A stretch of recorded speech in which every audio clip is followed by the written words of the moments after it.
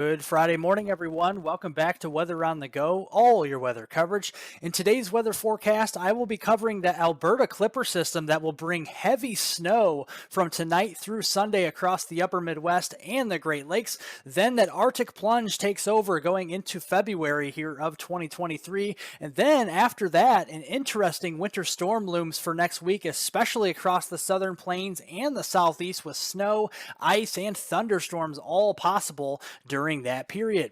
Walking out the door this morning, it is very cold up here and across portions of the Great Lakes and the Ohio Valley. We got temperatures in the single digits up here into Wisconsin, the UP of Michigan, getting into portions of northern Illinois and Indiana. But farther to the north, it's even colder. We got some below zero temperatures walking out the door this morning in Ontario and Quebec, Canada. A matter of fact, near 30 below up here into northern Ontario here in Canada this morning.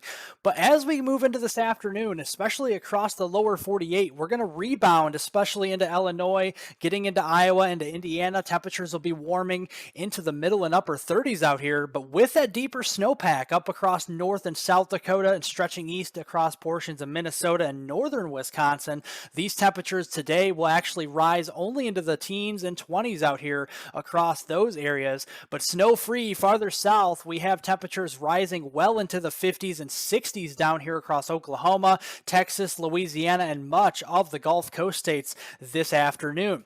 We also have a couple of clipper systems we're tracking. A weaker clipper system bringing some lighter snow across portions of Lake Michigan into the state of Michigan and getting across portions of the western Great Lakes. And then that more potent clipper system starting to dive southeast out of Alberta, Canada this afternoon across portions of Montana, Idaho, and getting into portions of the central Rockies by the time we get towards tonight. But if you guys are with me on this video, definitely hit the subscribe button down below to get all of my daily weather forecast updates on this channel. Also hit the like button down below as well. That's that thumbs up button. It helps to spread all of this weather information out to more and more people. We're already getting close to 20,000 subscribers out there. So if you want to subscribe, help to get to 25,000 subscribers on this channel. You go a long way in doing that by pressing that subscribe button and the like button down below, and I definitely appreciate it. But looking outside here this afternoon into tonight, we got that weak clipper system moving across the Great Lakes here. It's only going to be dumping around a ½ inch to an inch of snow, especially across portions of Wisconsin, across the Chicagoland area. Again, just a light dusting to an inch of snow in some of these areas. The heavier snow is, relatively speaking, will be across western Michigan here. We could be talking about a solid 2 inches across the western shoreline there of Michigan toward Lake Michigan there. Farther to the east, maybe a couple inches here as well toward Buffalo, New York, getting up there toward the Watertown area and then down towards the spine of the Appalachians from Pennsylvania down through West Virginia, maybe a ½ inch to an inch from this clipper system through tonight. But our next storm system and more potent clipper system taking shape is actually up here into portions of southwestern Canada, into Alberta, Canada. That's why we call it an Alberta Clipper, and that's going to be dropping southeast with time through the weekend. And in fact, we're already seeing widespread winter weather headlines across portions of the northern Rockies and then stretching out across the northern United States here. In those purple shaded colors, those are winter weather advisories where we are at least expecting a few inches of snow. And then in those pink shaded colors, especially getting up into Montana, into northern Idaho, eastern portions there of Idaho, and then into Wyoming here, and then stretching across portions of Nebraska, South Dakota, and western Iowa. Those are winter storm warnings where we consider significant snow in those type of headlines. So watching this throughout the afternoon, that first clipper system dropping that lighter pesky snowfall across the western and central Great Lakes will be moving across those areas, but we're going to turn our attention back to the west. That's that Alberta Clipper that we've been talking about. That'll be diving down southeast across portions of Montana, Idaho, and Wyoming this afternoon, bringing the heavier snow across those areas. As we get in toward that Saturday time frame, that will continue to kick off farther east southeast, and then by the time we get into Saturday night, we'll have that elongated area of snow, kind of a frontogenesis type of snow pattern here, where we have fronts acting like lifting mechanisms, force heavier snow bands to develop. from portions of Nebraska through central Iowa into northern Illinois, southern Wisconsin, and then that stretches farther east into portions of southern Michigan and northern Indiana as well. And then by the time we get into Sunday afternoon, that Clipper system will be on up across portions of the eastern Great Lakes and interior New England, bringing snow from Maine back through portions of Montreal into Quebec, Canada, and then back farther to the west toward Toronto there as well into Ontario, Canada, Sunday afternoon. All that heavier rainfall will be falling across the deep south. We could see several inches of rainfall down here across East Texas, getting up through the Arklatex region into portions of Mississippi, Alabama, and Tennessee, getting through the day on Sunday. So definitely be mindful of that. But farther north, where we have that heavier snow swath, it's going to be narrow. It's not going to be a wide swath of snow. This is going to be a narrow swath from portions of southern South Dakota through northern Nebraska, stretching out across central and northern Iowa, southern Wisconsin, northern Illinois, and then stretching farther east in towards southern lower Michigan and southern Canada as well from today through Sunday. And zooming this in, you could see how narrow the swath of snow is. You could have a 2 to about a 4 county wide swath of about 6 to 12 inches of snow back here across southern portions of South Dakota, getting into northeastern Nebraska. That'll stretch farther east into northern Iowa, a solid 6 to 10 inches there.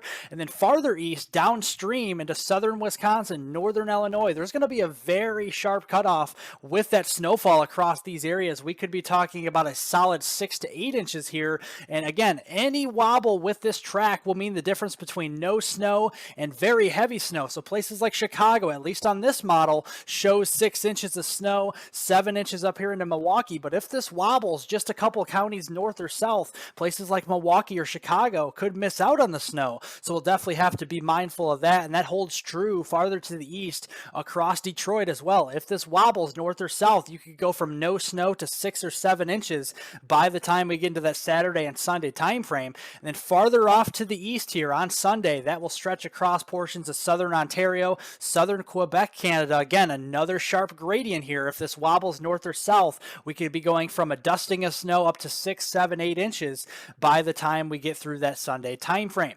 This will be causing some travel impacts, especially with that mesoscale type of pattern here, with that banding of snow stretching out in a narrow zone across southern South Dakota, northeastern Nebraska, to getting through central Iowa, some of those moderate impacts out there, and that will be impacting us downstream across southern Wisconsin, northern Illinois, and southern lower Michigan as well, with at least those minor travel inconveniences from today all the way through that Sunday time frame. Also farther to the south, it's going to be liquid precipitation down here across the Arklatex here into East Texas, southern Arkansas, and much of Louisiana. That stretches farther east across the Gulf Coast here through especially southern Mississippi, southern Alabama, southern Georgia, and on up through the Carolinas, and that spreads even northward into Tennessee. That's from today through Monday, early next week. And we're also seeing a threat for flash flooding, that marginal to slight risk for flash flooding across the immediate Gulf Coast, places like Houston, New Orleans, getting up toward Jackson, Mississippi, Mobile, Alabama, and then getting over here toward Macon, Georgia as well. And then that spreads farther east into South Carolina, places like Charleston, Myrtle Beach. We could be seeing some heavier rain and flash flooding from Sunday into that Monday timeframe to round out January. But then as we get in towards this weekend, and especially get into early next week, we have that Arctic plunge taking over from southern Canada. That will be moving its way farther south into the northern plains and the upper Midwest as we get into Saturday tomorrow. The floodgates will be open by Sunday, January 29th. Very cold temperatures across the middle and western two-thirds of the country. We could be at least 10 to 20 degrees below normal across the Rockies, getting on up here through Montana, portions of the Dakotas, and the upper Midwest on Sunday. And then Monday, we're a solid 25 degrees below average across the central Rockies. And then farther east across the Midwest, we're at least 10 to 15 degrees below average during this period. And that ridge will be extending up across the East Coast from Maine to Florida during that period. So looking at those low temperatures, this is waking up for the work week or for school on Monday morning across the U.S. Yeah, we could be waking up to temperatures 15 to 20 degrees below zero. These are your air temperatures waking up Monday morning on the 30th. And then you can see that freezing line farther south, North Texas, the Texas Panhandle, all the way eastward through portions of the Ohio Valley. And when you factor in those wind chills Monday morning heading off to to work or school, definitely bundle up because we got some 30, even 40 degrees below zero wind chills across portions of the Dakotas, Minnesota, and then back farther west southwestward into Wyoming as well. And it's no cakewalk either down here into Kansas or Missouri. Wind chills in the single digits above or below zero Monday morning. And then same thing holds true on Tuesday morning, the 31st, to round out January. Again, those below zero low temperatures to waking up Tuesday morning across the upper Midwest, the Great Lakes, and you can bet even colder, double-digit below zero temperatures Tuesday morning across Manitoba, Ontario, and Quebec, Canada, with that freezing line farther south. And then those wind chill values, yes, 20, 30 degrees below zero, even 40 degrees below zero up into southeastern Canada and the northern United States during that time frame. We're also talking about another potent storm system moving across the far southern United States starting on Monday, January 30th, with that trough. A positively tilted trough will take shape across Southern California and the desert Southwest early next week. That will pivot its way farther east across the southern plains and the Four Corners region by the time we get toward that Wednesday and then eventually Thursday timeframe for February 1st and 2nd.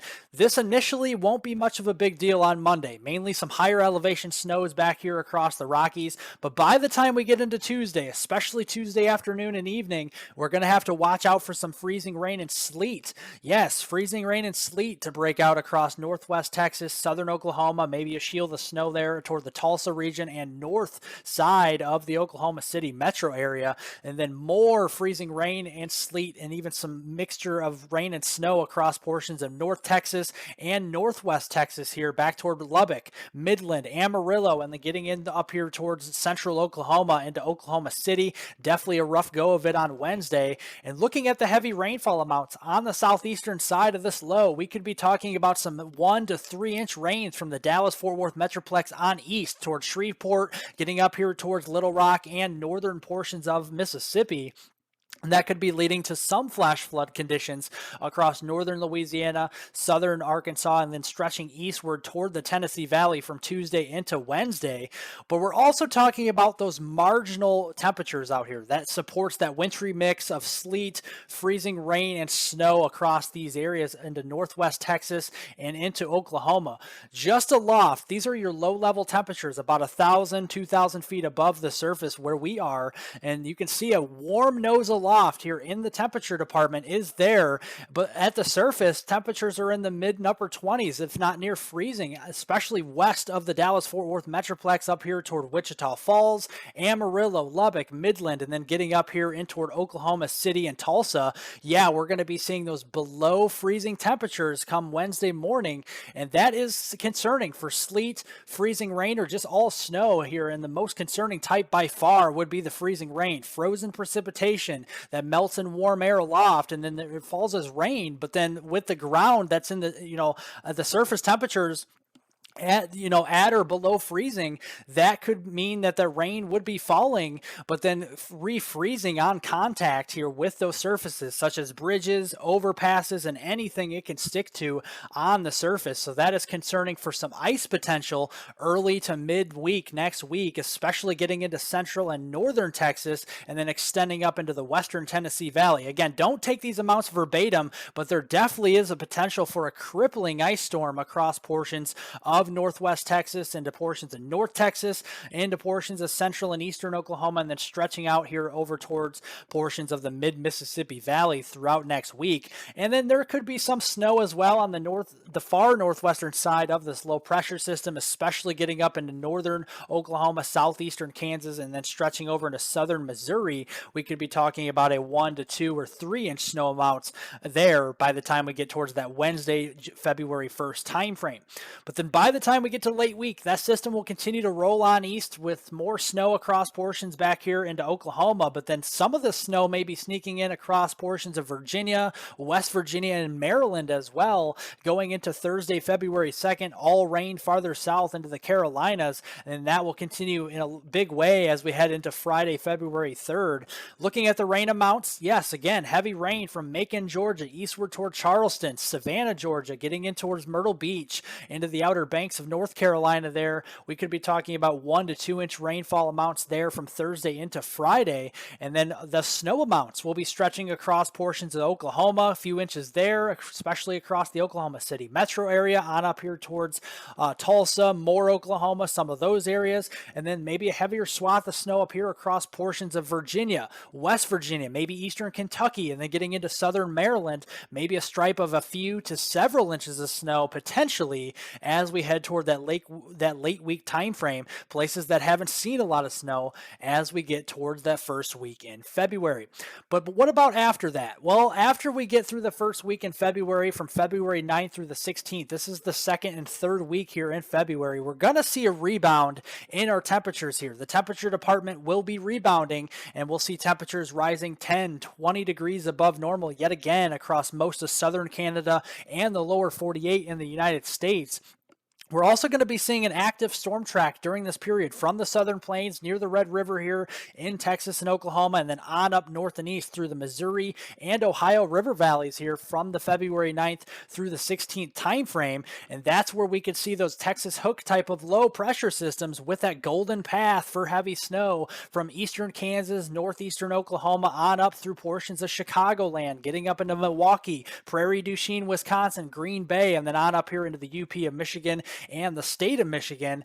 And then the southeastern side of these lows, you can bet more stormy weather with heavy rain and potentially some severe weather getting into that second full week in February across the southeast here and getting up through the Carolinas and Virginia. Well, to recap my weather forecast, a potent Alberta Clipper system will be moving through this weekend with heavy snow from tonight through Sunday across the Midwest and the Western Great Lakes.